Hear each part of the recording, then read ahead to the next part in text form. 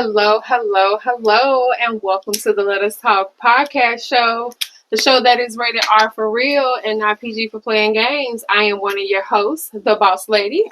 I am the D.O.C. And join us for our weekly conversations about life, about marriage, and everything else. Get to know us, get to love us. Before we get started, this episode is sponsored by Cigar Junkies and CJS Educational Services. Check out merch and apparel for Cigar Junkies at cigarjunkies.com. Got a sale going on, just had a sale, so please check that out. We are also looking for folks to interview for some upcoming shows. So if you want to spend some time with us and let us interview you about your life and your passions, please hit us up. Now, let's just jump right into the show because today we're serving up a 3-course meal. So let's just start with our appetizers. Got anything to say before we get there? No, man. I'm just glad everyone's here with us. Like I said, I appreciate you folks. Make sure that you hit the like and subscribe button. Yep. Like and subscribe. On all platforms, whether you're on YouTube, Spotify, Amazon, Google. Just make sure Facebook. Just make sure you hit the subscribe and like button. Yes. So first meal of the day is our appetizer. So we're going to just jump right into it. First hot topic we want to talk about. So just the other day, I think even this morning, you even came across the article about Gwyneth Paltrow giving praise to Black women about their self-care regimen and their philosophy on self-care. And although I thought it was interesting that she did that, I also thought it was kind of funny at the same time. So I just wanted to know, what was your thoughts on that being a man? So what did she actually say? Well, basically is that more white women should practice the self-care regimens that Black women practice. Just pretty much, to me, it just seemed like she kind of tried to give out a shout or just tried to solidify what us Black women have been doing for years and generations as part of our self-care regimen, just to keep up with the demands of what it is to be a Black woman. I think that for her and for white people, she solidified it. But we already knew that as Black women, we provide the culture, we provide the roadmap and the foundation for a lot of things that we see out in the thing. So for me, it's like, okay, cool. But what does that do? What does this do for Black women? I mean, for me, when I saw, at first, initially, I was like, what is this white woman talking about? What has she got to talk about when it pertains to Black folks? But apparently, I guess, she's claiming that she has a community of Black women that she associates with and she has friendships with. And she's noticed that throughout the years that they create this community of self-love and self-care where they promote each other, they look out for one another, and in turns when they're having to navigate, whether it be relationships or navigating racism, white supremacy, these women have this community that they can fall back on. And it's because, for one, they're not in competition with one another. And what she was saying is that white women are in constant competition, especially at whatever in the level in whatever she's done. She's talking about her stuff specifically. So talking about how white women are in competition, and because of that, they don't have this same sort of community of folks that looks out for one another. But for me, that just speaks to Black folks in general. I mean, Black folks have always had to close ranks with one another in order to create communities, in order to sustain themselves and get the affirmation that they need in order to be successful. And this stuff goes all the way back when Black people was the moral compass of the civil rights movement of this country. And then that fed into the women's movement, and Black folks and Black women in particular. If anybody really knows about the civil rights movement, all that was really ran by Black women, even though the men got all of the credit, like Martin Luther King, but it was women like Fannie Lou Hamer, Ella Baker, who were doing a lot of the work behind the scenes and things like that. So it's not shocking to me. So I know tons of Black women that are like that. That's the reason why you can get all these Black women to do girls trips with no problem. You can't get a bunch of niggas together for shit. You can't even get niggas get together to go to the strip club, let alone talking about getting on a plane and going somewhere. So for me, she was just speaking, I guess, to white folks. And so because she was speaking to white folks, I think it was an article in People magazine. So, it is what it is. Again, it's always funny, and it's always interesting when other cultures kind of realize things about the culture of Black people when it's like almost a aha But the flip moment. side of it is, I want to be honest, because some people would disagree. You think so? Do you think there's a negative thing? Because some people are like, oh, I think she's exaggerating. It really ain't like that. What do you think? You mean really not like what? What Gwyneth Paltrow said, that she's like exaggerating something because she's an outsider. Like, people on the inside may disagree, saying that no, based off this is, look at the Nicki Minaj and Megan Thee Stallion. They can use that as an example to say you got these women at their league game and they fighting. Nicki Minaj was fighting with Cardi B at one point in time. So somebody could try to make the argument saying otherwise. But I think you got to look at, you can't take one thing and use it to make broad generalizations. So I think overall, I'm just talking about everyday regular Black women that's doing their thing. I know for a fact that they look out for one another, especially the single Black women. That's how they create their coats and stuff like that. So, I mean, that was a digesting everything that was just said, but I mean, I think again, overall, I think that. What you mean? You disagree? No, it's not that I disagree. I mean, I think regardless what you say, there's always going to be some type of stereotype that comes along with Black women, no matter what. No doubt. I do the thing that pisses me off, and I'm just going to be honest, as a Black woman, I think what pisses me off is just the fact that what pisses you off? It seems like lately all the stereotypes have focused on the negative aspect of Black women versus the positive. And I think that, and I don't know if that's because the younger generation of women are changing that narrative. Somehow there's not enough old generation of women. That's a topic that could be discussed for a long time, but I think with anything, I just think that it's just we need to just pause for a second with all the negative stuff and reaffirm some of the things that she got a point. I think just what it is, people think it's a lot of negative stuff. It's just that crowd is the loudest crowd. They're the minority. They're just the loudest. Okay. So I think that's what it is. Okay. Next little hot topic. So restaurants. As the summer is approaching, it's going to be a lot more date nights. I see that already just because of the fact that the weather has been nice lately. And when the weather gets nice, people want to go out. People don't want to cook. And one of the things I've been noticing is that the cost of going on a date night is going up. And one of the reasons why it's going up because they have all these different fees. And I think some of them are hidden, as the restaurants say they're not hidden, but I think sometimes they're hidden. And you end up paying anywhere from 20% to 40% extra in what you actually eat because of these fees. And so does this make you want to, as the summer is approaching and the economy is where it's at, what are your thoughts on these fees? And do you think it's going to stop you from having more date nights or whatever because with the weather coming? No, I think you would just switch it up. I think what it is, and I'm not trying to call out any particular restaurant. Pause, time out, sorry. Black restaurants. I'm not just talking about all restaurants, but I do want to interject in your question Black restaurants too with their specific fees and things of that nature. So yeah, what I was going to get at is that most of these extra fees are coming from Black establishments. So I don't know what these niggas is thinking, because they charging you for the fucking DJ, they charging you for talking to them, they charging you for all types of shit. So when you go to some of these restaurants, just say if you had $100 bill, typically you would tip 20%. That'll be the gratuity. So you'll walk out and you pay $120.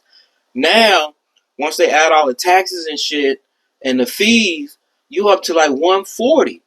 And you like, what the fuck? How the fuck am I paying 40% on a bill? And it's like they charge you for the DJ, they charging you these entertainment fees, and it's at certain restaurants that I've seen it at the Kitchen and Cocktails, the Chemistry restaurant in Chicago. Not to put no restaurants on blast, but that's what they're doing. And so when I go to some of the high-end white establishments like Eddie V's and they playing jazz, they're not charging me extra because they got a fucking jazz musician playing in the lobby or something like that. You know what I'm saying? Not only that, I see this at cigar lounges that I frequent now, that they're charging people to get into the cigar lounge when you're going to already probably buy a couple sticks, some drinks if they're serving alcohol. And it's like, what the fuck, man? You charging me to get in here to listen to some bullshit music that I may not even like. So that's a whole nother discussion about, music in the cigar lounges and things like that. Because they're turning those into like clubs now. They're not lounges, they're becoming clubs. So that's a whole nother discussion. But yeah, these restaurants really need to stop. I call it being petty and nickel and diamond people and shit for their little coins that they got. To a certain extent, yeah.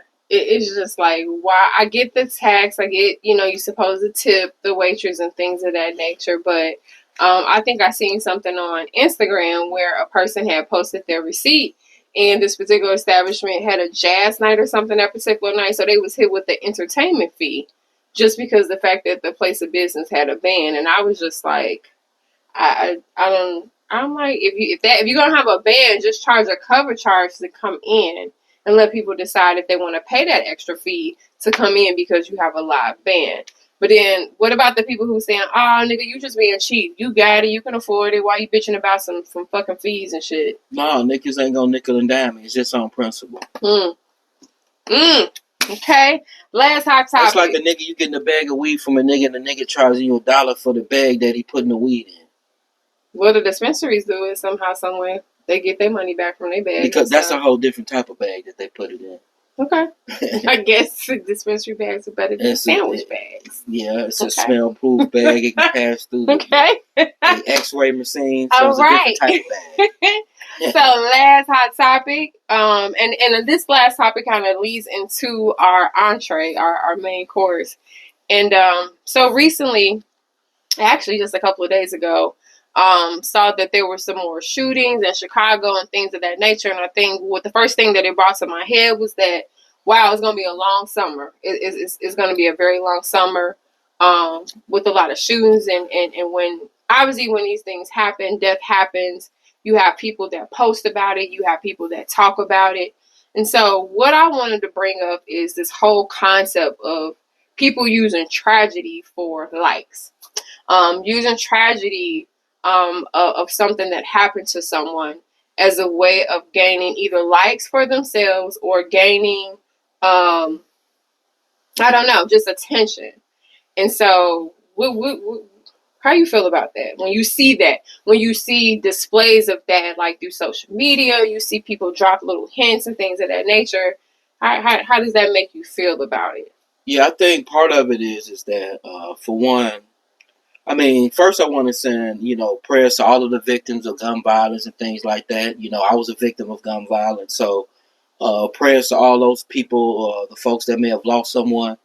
But what I don't like is that, people they put a post up on, especially if you may know the people or something. And your first thing, especially if you don't know details, is to ask, what happened, how they got killed and things like that. And then, of course, people don't want to share, which I get. But what I don't get is that how somebody that's just passed away, especially, in a violent form, and then somehow it's almost like a narcissistic thing where they make it about them and it becomes about them. And it just becomes like almost like a spectacle. Sort of do it. I guess people are doing it for clout or whatever, just to go viral. I don't know. It's just really weird now the way that, and I guess like I said, social media is changing the game every day as we speak. On how we go about death, how we grieve, and things like that. So I guess it's a way of people grieving. It's the new way, but it's really different, especially from somebody coming from my generation, where you just typically didn't do those sorts of things or what have you, and because what I'm getting at is that it leads to things like fake GoFundMe pages. You got all types of shit that comes out of that shit, and people are using it to capitalize not only financially but even emotionally off of this person's death, and they want to somehow make it seem like they was connected to it. Like my boy said a long time ago, he seen girls posting about one of the homies that died, And all he say, bitch, you ain't do shit but suck the nigga dick, so why you even got something to say? So it was just like, wow. So she can't say nothing because she only sucked his dick. But she was just doing it to get attention. Maybe she had emotions like when she sucked his dick. Like she was the main person or something like that. So you said because she a side chick or something. She wasn't even a side chick. She's just the nigga that gave him some of them, some of that vicious head. And she's on that commenting like she was the main one. Yeah, man. Okay. Okay, in that sense, I can get that. You need to fall back. You need to fall back. Let the wife, let the main girl be the one who mourn her. I get that. Yeah, other than that, that's all I got to say, man. What's going on with the world now? I do think it's weird, but it kind of ties into this whole concept of last of a dying breed. I think that one of the things that I've noticed from seeing just a lot of different things with younger generation, older different generation, I see that there's a huge difference in the way of life between people, I guess, in our generation and people in, I guess you would say, our kids' generation or the generation before our kids or whatever. So going back to growing up in what other generation would that be? What you know what I see? Y'all get a glimpse of what I go through. Yeah, I'm just saying. Like I said, growing up in the 70s and 80s, there was just certain things that were instilled in us by our parents, our grandparents. What do you think is the biggest difference between our generation and the previous generation? And I'll get into specific categories, but just overall, what do you think is like the huge disconnect between us and our parents and all that? And you mean our parents? Well, both. Our generation, like us, and the younger kids, and then the younger kids, and then our parents' generation. Because we think different than our parents and stuff, and just the same. So I mean, part of it is that the difference between our generation and the younger generation is they got social media. They got cell phones. Those things didn't exist when we became kids. So social media by itself has changed everything. Now, is there one entity of social media that has made it worse? All of it. When I say social media, I'm not just talking about the Facebooks. But I'm saying which one made it worse? Which one? Mean? Which social media outlet? Not. They all the same. I'm giving them all, like, I'm not doing a test to see if Facebook is worse than Instagram. They all bad.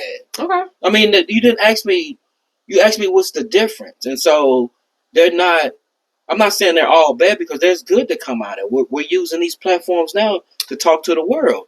But what I'm getting at, that's the difference. These kids are growing up every day on social media. What I mean by like simple. When I have friends, my friends are physical people that I actually know. Like I physically can touch these people. I can go over their fucking houses. Like I know these people. Whereas the new generation, they believe that all those motherfuckers that they got on their friend list is actual real friends. And it's a different type of friend, but it's weird. So, of course, that they got that, and then they grew up in the era of they don't know nothing but cell phones. So you got kids that are 2 and 3 with cell phones. So that's different. Now with our parents' generation, I think the main difference between them and us was the role of the computer. Our generation grew up with the computer. Yeah. They didn't. So the computer came to internet. So that changed everything. And so you got people in our parents' generation who are still struggling or not even caught up in that. They've been forced into that sort of mode of communication and things like that. So I think all that has to do with technology. So I would say that. And then, of course, your music is going to be different and things like that. But those are, to me, the things that really stick out. So, okay, go ahead. What about you? Well, I think I'm going to be honest. I think the biggest difference between all the young generation and us as this generation and our parents is the work ethic. I think that I think social media, yes, we are. I think that's I can agree. Obvious. These motherfuckers are lazy. I think it's obvious, but I think it's work ethic. I think there was something about us and our generation where we wanted to work. We were willing to work. We didn't have a hard time with work because that's kind of what our parents had instilled in us, that at some point that's what we do. That's all they do. So I do think that there's a difference in work ethic. Now, don't get me wrong. There are some teenagers out here that I know personally that will hell, try to work more than they go to school. So I'm not saying that all teenagers don't have a good work ethic, but I'm saying collectively, if you were looking at it collectively, I think a huge difference is just their value, their ethic, just the work ethic. I think that's a huge thing. And I think with the social media, because you have different music, you have different drugs, all that plays into effect too. Now, going back to that question, how do you think the music and the drugs play a factor into the difference between these generations? Well, this is something we talked about in the barbershop. Shout out to my barbershop. Um, and one of the things that we talked about, the barbers talk about, is that this generation, we grew up on drug dealer music. This generation grows up on drug user music. Mm. So, we grew up with the trap music that was invented during our time. So you got the Jeezys, the T.I.s, the Gucci's. But then you jump 10, 15 years, and then really, and this is not to put nobody on blast, and I love him, Future. He brings in that drug user music. So now you hear about people openly using Percocets, lean, and things like that, knowing the dangers of that. So I would say that this generation is drug user music. We grew up on drug dealer music. So. Okay. Now, the music, we know that, and I agree with you. And then I think that the difference with the music is, I think in the previous generation, music had more value. I'm going to be honest, when I go through Spotify, and sometimes if I just click on a Spotify created playlist, I get to hear and play, and I'm like, I don't even understand what the hell they saying. Like, I can't even vibe, because they don't even have the same vibe. So I think you look at the quality of music there plus now, it's totally different. And I think a lot of the music that they listen to now, I think it pushes them to want to be more crazy, more, I'm not going to say more violent, but like I always used to tell people, I think more crazy. I agree and disagree with that, because because you running a slippery slope, and now you're trying to blame rap music for certain people's behavior. No, because if that's the case, if that's the case, then gospel music should have saved the world a long time ago. Okay, because at one point in time, gospel music was the biggest thing. So I don't really buy it. I think the music now is more, it's formula sort of type of rap. What I mean by that, it's the same sound, the same drum pattern, the same everything. So you got everybody mimicking what they think is the most popular thing. And so from an artistic and musically standpoint, you have very few people that are willing to take artistic risks. And so now if you fall outside of the sort of all that sort of drill music and all of that shit like that, then people don't want to listen to that, because that's what they've been programmed to listen to. So when you hear people like a J. Cole, or you hear like a Kendrick Lamar, and the sound is a little bit different, then it takes people time to adjust. Like Killer Mike. Killer Mike won Grammy Rap Album of the Year. And it was one of those albums where you either liked it or you didn't like it. And typically, the people that liked it were the older generation. They had a appreciation for lyrics and music. I'm just keeping it real. The whole composition of putting together an album, where it didn't fall into that sort of formula and drill music where people just get a drum machine and make the beats and lay over some lyrics where they just shouting and shit and all that shit on it or what have you. So I think that's part of it. So, but to say that rap music is causing people to go crazy, I think that's a stretch. I'm not going crazy, but I think that now more than ever, you have different forms of music that it kind of promotes that. Look at the whole creation of drill music. I'm about to say, I get that, because now that shit's mimicking real life. Like when we was rapping and doing it, motherfuckers wasn't really talking about that I actually just killed this nigga, or I'm about to shoot this shit up, or desecrate the grave and all that shit. Now that part is fucking crazy. Now that shit is crazy. I'm like, you're not gonna even get me. That shit is crazy. Okay. That is going way too far. That part, but I'm looking at it overall in the whole grand scheme of things. But yeah, that drill music, that's a part of it. Yeah. But that's not the major part of it. Because I think it's part of the music that also brings in the next element that's different between that generation and our generation. The drugs that they use. The only thing that I really, I heard them talk about weed. Now they did have PCP. I did, back in the 60s, they did have your LSD. But like now you fast forward, now you got what Percocet, you got the kids that's addicted to the opioid, they do the lean, they do all that. The drugs now is totally different from that. And you don't think that's a huge difference or play a factor into a lot of what we see? I just told you they on drug using music. But I'm not talking about the drug using music. I'm talking about the fact that they use different drugs. Like our parents weren't popping Percocet. Like we weren't popping Percocet. The most we did was drunk alcohol and smoke. Of course, just the weed. But everything, we weren't taking lean. I mean, everything is different now. Like, for example, the weed. When we grew up, they didn't have dispensary level weed where weed is testing at 32, 35%. That's regular weed. That shit didn't exist. So all this shit is different. The most we grew up with was Molly and X. They got all type of crazy shit with pills that do all type of crazy shit. So even the weed is off the chain. Is different now. So all this shit is different. It is. It is. I mean, that's just the way it goes with time. It shit evolves. But yeah, like I said, and the music feeds into that. That's why I think it's drug user music to go along with the proliferation of all this shit that's out there. And so that means that you got to be really watching what's going on. You know what I'm saying? Okay.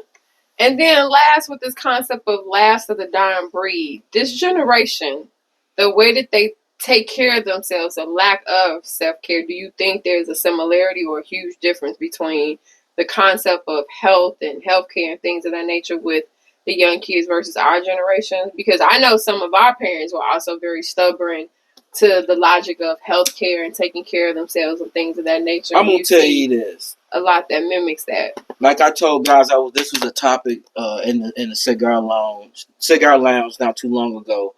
There's no reason why anybody over the age of 18 should not have access to health care in the United States because we have Obamacare. And it's easy. It's just a matter of signing up for the shit. You can do it on your phone. You're always on your phone for any other thing. And it was a dude in there. I actually helped him sign up right then and there. He didn't even know it was that, like, we can do this shit right here, right now. And we did it. So there's no reason why you shouldn't have access to that shit. So if something happens, you'll be able to take care of it, man. And then especially as a black guy over 40, every black guy should be getting themselves checked out on a regular basis. True. You should be going to go get annual physical, especially if you're 45 and over. There's just certain things that you need to do. But yeah, man, I think this generation, but that's like, it's no different than any other generation. When you were young, you think you're invincible, so you don't really pay attention to that type of shit. But I think it goes a step further than that with that. As far as the healthcare portion, and I think that part of it has to do with what you see. Like if you grow up in a household where, like the conversation we were having earlier about the seafood, we was talking about how, trying to all seafood diet and could we do that? And the first thing you said was, yeah, because I kind of grew up that a little bit. I seen the good effects of eating this and eating that. And what I'm saying is, like, with some people, if your parents didn't take you to your annual appointments, if your parents didn't get you vaccinated, if your parents didn't care about taking you to the dentist once a year or the eye doctor once a year, or this once a year, if they didn't care about that, you're definitely going to grow up not caring about healthcare. And it's going to spill into your adult life. So I think it's not just about the access of healthcare. It's about what you see when you're growing up, what you think is normal healthcare. Yeah, I mean, if you never see your parents go to the doctor, you're going to think it's normal not to go to the doctor until you fall out and die. Well, I mean, it's a lot of ways to look at that shit. People don't go to the doctor because they work in jobs where they can't afford to take off, or they don't have proper transportation to get back and forth. But nowadays, they got a lot of the medical transport companies and things virtual like that that'll pay for that shit if you got Medicaid, Obamacare, or something like that. So, I don't know. It's really not an issue. Like I said, I think just black people in general, we need to pay more attention to that, especially when you got people that have diabetes in a family, high blood pressure, hypertension. Those things you got to pay attention. You may have certain types of cancer in the family, so you got to pay attention to those things so that you can stay ahead of those things. And that's what the whole point is. We want people to live long and healthy lives. Like I said, the two things I focus on in life are health and wealth. You can't get access to wealth if your health is messed up. So focus on your health and wealth. I definitely agree. There is a difference, but you do have to keep your health. You do have to keep your health in check. And I think specifically for Black people, we have to stick to those annual appointments and go to those annual appointments. You have to, especially if you have kids. You definitely have to set the foundation and let them know that they have to take care of their health, self-care, healthcare, all of that. So the last segment of our show, our dessert, is a segment called "What Don't You Know?" So we've had people ask us some interesting questions, kind of about us. And so just have a few questions I want to throw out there and see what the D.O.C. Got to say about this. And so first, these are questions about me? These are questions about us. Questions about us or just general questions that folks want us to answer. Okay. So, first question. Was there ever a time that you doubted yourself, and how did you overcome it? I'll let you answer that first. No, I ain't never doubted myself. I'm from Miller Projects. I was born to survive. I was made to survive. I'm Miller made. I've never doubted myself. I'm one of the most short niggas. Some people think it's cocky, arrogant, it's whatever. It's extreme confidence. So, hey, I ain't never really doubted myself in too many situations. I believe that I'm gonna win, and I tell niggas, I don't do scoreboard watching because I already know I'm up. So. I don't even feel like I can follow up and answer that question after his answer. People in 100, man. People ask for me to keep it real. Shit. I'm going to say this. I'm not going to sit here and say that I've never ever just been like, dang, you know. And maybe doubt is not the correct word to use. I would say there have been times when I have overthought things or overthought my own talents or gifts and things of that nature. But I guess if you put it in that mindset, I guess you should never have a time when you doubt yourself. But that... I mean, my thing is, if you prepare and do what you need to do, I'm ready for all situations. So I believe that my upbringing, shout out to my niggas in Miller Project, shout out to my mom. You know, they gave me my foundation. And, yeah, and I believe that's why I get a lot of my confidence. Like, there's very few situations where I feel I can be put in and I can't get myself out of.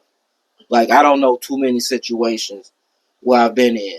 Even in situations where, you know, with the law and shit like that, I've always knew I was going to come out on top. So. Okay, it's very, very odd you find people who don't doubt anything, but I love it. I mean, I'll be honest, it's part of what attracted me to him, the fact that he has his, he say confidence. I know when we cracking jokes, I say he's cocky, but he said he's just confident, not cocky. What's just the GI nigga in me? I don't know what else to say. As he used to always tell me that I would never ever find a nigga like him anywhere near. He used to always say I would have to go to China to find another nigga like him. So you ain't got no choice but to fuck with me. All right, so in them isms, he throwing them isms at y'all listening. Last question. What's two things that most people who know you may not know about you? Or may not know it to like the extent that you know it. I would say that I really like. I collect comic books. Ooh, that's a good one. Yeah, so I mean, people that are close to me know this, but you got boxes of them. Well, yeah, I got a nice collection. And what do you plan on doing with these comic books? I read them. I sat and read them. Are you going to ever sell them? Are you going to ever... No, I've never sold not one of my comics. I collect them. But this is the funny thing. When every comic I've ever purchased from the first one, I never just purchased one copy. I always purchase several copies of each edition. So I have one that I read. Then I have one that I may give away, and then I have one that I always keep as the actual collector, so that never gets touched or opened. So Okay. But yeah, that's what I do. So yeah, that would be one thing is comic book collection. Okay. What's the second thing, possibly? What? What's the second thing that most people who know you don't know about you? Um, shit, I would say that a lot of people don't know that I had a TV show back in the day. Okay. So I've always So this right here, this ain't new to you. we did way back in the day. Shout out to my niggas from 662, JB, Jesse, Will. You know, we started 662 way back in the day down at U of I in Champaign, and yeah, we was running. You know, we were doing all the party scenes, promotions, and all that shit way back in the day. So yeah, we had a TV show called The Session. So we had did that, and you know, we met Dion Cole, um, D. Ray, Twister before they were even big, and they were on our show and things like that. So, but yeah, shout out to 662 Entertainment in The Session. Okay. Okay. So what two things that most people who know me don't know? Um, I think the one thing is that I truly love um horticulture. I truly love plants. I truly love garden. Like some people who know me She may said think. horticulture. I mean, I didn't know what the hell that was. At first, I had to think for a minute. What Most I people said. would say gardening. You said horticulture. Go ahead, You man. know what? Anyway, so most people who know me don't know how much of a passion I have for growing things, having plants, growing things, growing different type of plants. But I am a avid. I like to think that I am an avid grower. I'm not at the level that I want to be, just because, yeah. But I do love gardening. Um, I think that's one thing. Another thing that most people know me that don't know something about me. I'm stuttering. A lot of people don't know I was born in Mississippi. A lot of people don't know that I was not born in Illinois. That technically I'm not from Illinois. I was born in Charleston, Mississippi. I am from Mississippi. My mother, she migrated from Mississippi to Illinois, but I am from Mississippi. I was born in Mississippi. So when I say that, because I always get this from him when I always say I'm just a country bumping or I'm a country girl, he get the laughing, you from the south side of Chicago. That is why I say that, because technically my social security, my birth certificate all denotes that I am a southern girl. So, where did you grow up at? It don't matter. I grew up on the east side and the south side of Chicago. First the east side, then the south side. Okay. How don't long? Matter. All my childhood. Next question. Did you spend But I spent every summer in Mississippi. Did you spend more time in the south side of Chicago than down south? I spent every summer in Mississippi, so that counts for something. It does count for something. I spent at least anywhere from 60 to 90 days out of the year in Mississippi every summer, from a kid to high school. So technically, I can claim to be a southern girl. I have southern ways. I cook for you like I'm a southern woman. That don't mean shit. Everybody's supposed to cook. What is that shit supposed to mean? And you say everybody's supposed to cook. That don't mean nothing. I know women from the West that cook. Women don't cook. I know women from the West that cook. What the hell? Anyway, okay, last quick question.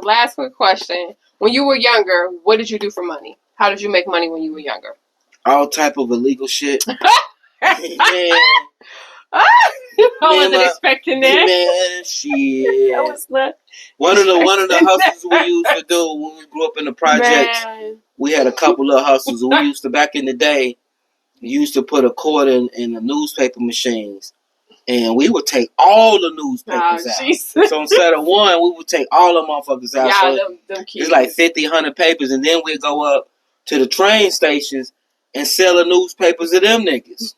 So we done took the Post Tribune shit and sold they shit. And then we used to take, we used to keep our uniforms from Little League Baseball throughout the whole year. We purposely never turned them in. Because we was the only niggas that had an all-star raffle thing year-round. So we'd be standing up at the different gas stations, grocery stores, and motherfuckers be giving us money. I mean, that, and then, of course, unfortunately, when I remember we used to do rob the trains when the trains used to stop in Miller.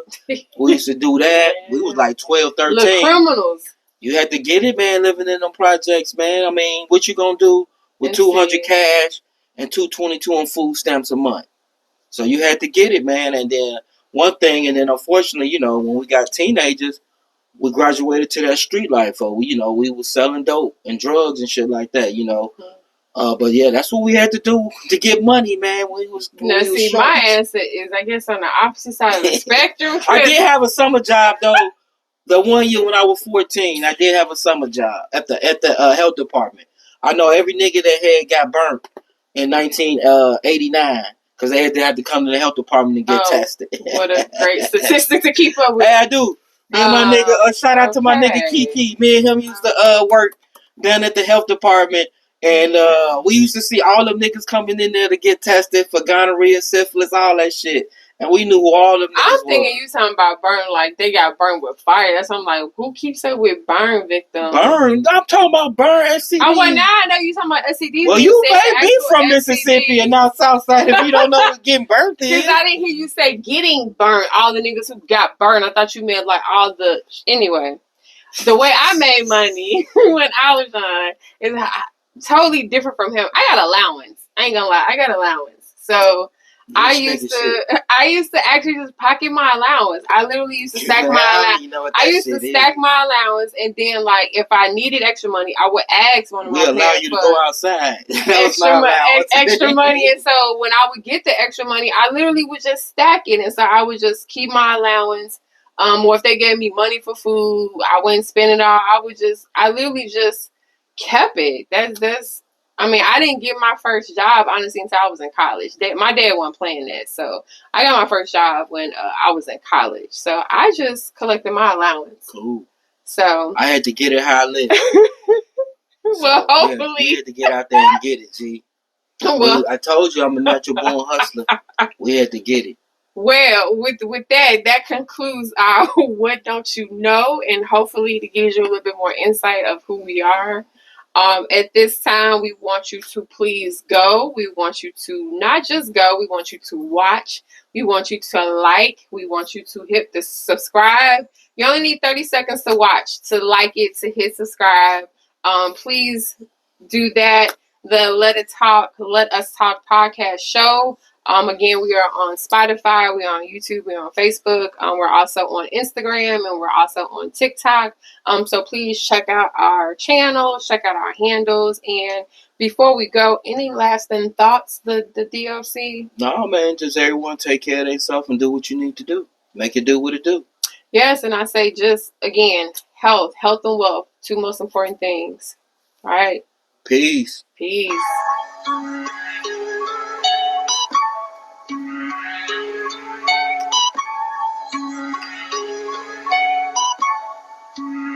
Shout out to our sponsor,